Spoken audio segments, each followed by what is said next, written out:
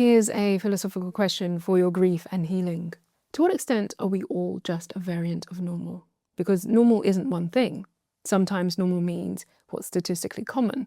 Sometimes it means what a culture prefers, or what institutions reward or declare acceptable. So the real question becomes, who gets to define normal? And who pays the price when they don't fit the definition? This is relevant in grief because there is no single normal way to grieve.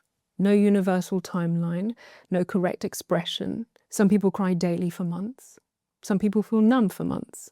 Some people talk. Some people go quiet. Some people need company. Others need solitude. And grief isn't only death. People grieve relationships, homes, diagnoses, jobs, futures, identities.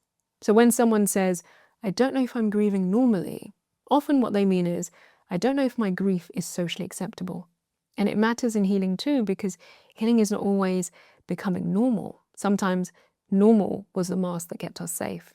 Perhaps what looks stable in one context is too much in another. Some people get to be eccentric. Others get labeled difficult, dramatic, unstable, angry, or unprofessional. A lot of people think that they're broken because they're not normal, when actually they're having a very human response to abnormal conditions, chronic stress, unsafe relationships, racism, poverty, illness, trauma.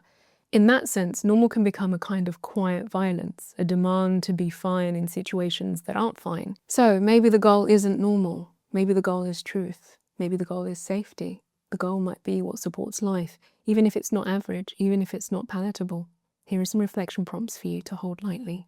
Where have I been using normal as a measure of my worth or my healing? What part of my grief or healing have I labelled wrong, when it might just be a variant? What would change if I aimed for truth and nervous system safety rather than normal? Take your time with this. Until next time, be well.